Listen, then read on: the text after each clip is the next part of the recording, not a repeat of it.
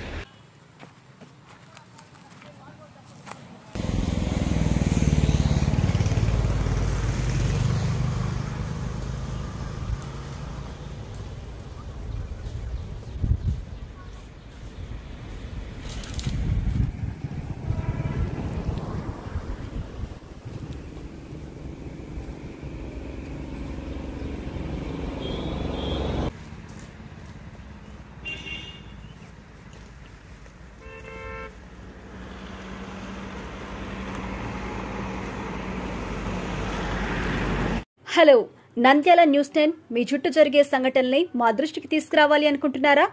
అయితే ఇంకా ఆలస్యం ఎందుకు? మా వాట్సాప్ నెంబర్ 9849700865కి సమాచారాన్ని ఎప్పటికప్పుడు పంపించండి.